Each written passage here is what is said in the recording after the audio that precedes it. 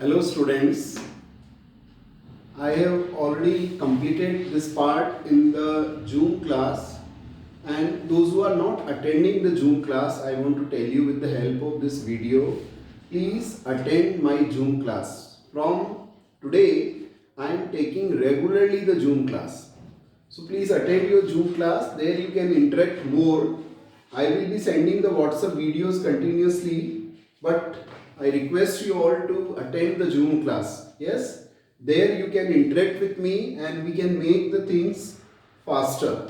Now, today I am starting chapter number 9, some applications of trigonometry. What is the use of the trigonometry as you have studied the sine theta, cos theta, tan theta? What are the applications of all these?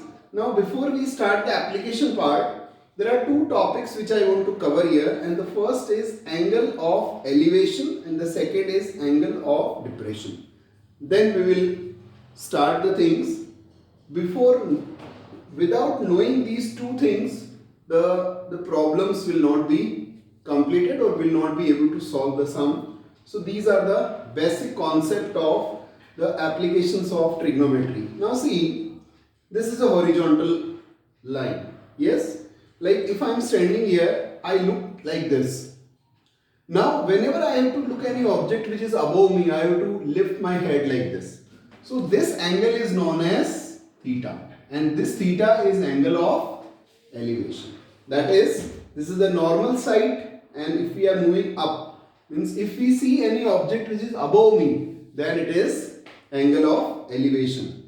Now angle of depression means, suppose I am standing like this and if I look down, then that will be the angle of depression, whatever is the measurement.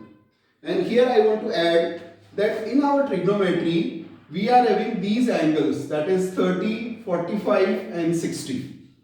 So before I start this chapter, a very important part that you must know what is the value of sine 30, cos 30, tan 30, sine 45, cos 45, tan 45, sine 60, cos 60 and tan 60. That is the basic part which you must have. I want to explain you this angle of elevation and angle of depression by taking one more example, and that is, suppose there is a horizontal plane here and one person is standing on this tower. You see, it is very interesting. Yes, the person is standing on a tower above the ground. This is the ground level, and this person is looking at any object which is above his line of sight. This is line of sight. Now he is to look this object. This is the normal line of sight. He has to lift the eyes. So this is known as angle of elevation. This term is angle of elevation. Now suppose a ball is lying here and this person wants to see the ball. Then he has to bow down, he has to look down. That time there will be angle here. And this angle is known as angle of depression. So that is the difference between angle of elevation and angle of depression. Now suppose a person is standing here, this is the eye of the person, and he is looking up towards this person, then this angle and this angle will be equal. But the difference is, for this person, this angle will be angle of elevation, and for this person it will be angle of depression. So in this case, the angle of elevation will be equal to angle of depression. These two angles will be equal in a particular system. Like here, again I am explaining, from this point, if we look at this point, then this will be angle of depression, and from here, from this point, if you look at this point, then it will be angle of elevation. And here, this angle and this angle will be equal, because when these two lines are parallel, these will be the alternate interior angle. You have read it last year, and they will be equal. So in this way, we can understand the topic, that is angle of elevation and angle of depression. Now I am taking one example, and with the help of this, we will see that how the trigonometry is helping us. I am taking an example. Please look here. Yes. Now you see one triangle. This is a right angle triangle. This angle is 90 degree, this angle is 60 degree, and this length is 30 meter, and we have to find this x by using the trigonometry. That is applications of trigonometry. Now here you see this angle is 60 degree. This is unknown quantity and this is known quantity. If you see for this particular angle, the perpendicular is missing here and the hypotenuse is given here. This is unknown and this is known. Now out of the three trigonometrical ratios, sine theta is P upon H, cos theta is B upon H, and tan theta is P upon B. Out of these three trigonometrical ratios, which trigonometrical ratio contains P and H? Definitely it is sine. So we will select the sine theta. Now in this triangle, if I write sine 60, earlier we were having theta here because we were not knowing the angle, but now we know the angle. The angle is 60 degree. So if you take sine 60 will be AB upon AC, that is P upon H.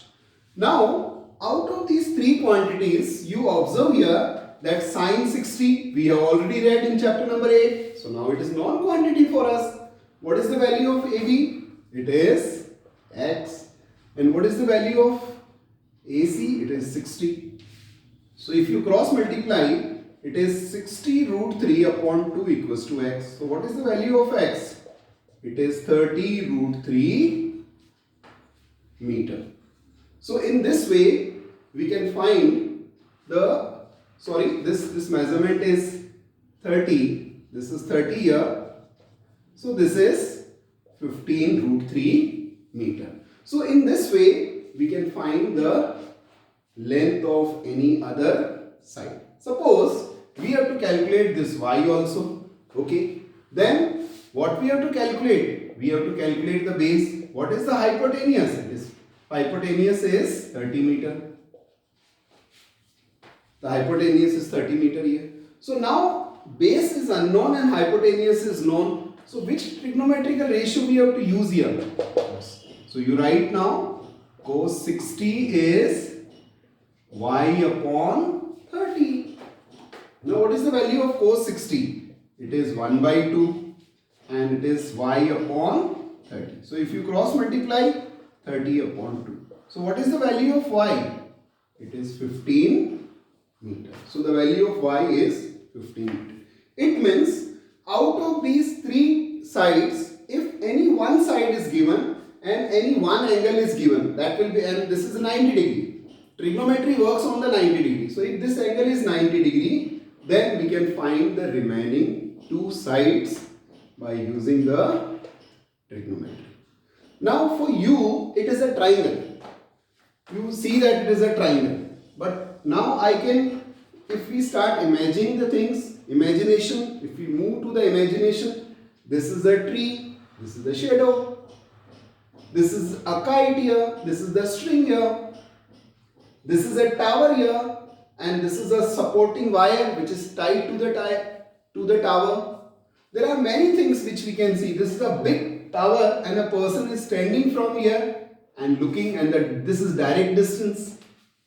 So in this, there are many things which we can use here and we can find. Suppose I ask you that this kite is flying at an angle of elevation of 60 degree and the length of the string is 30 meter, and we assume that the string is straight. What is the height of the kite? So the height of the kite will be 15 root 3. See this part.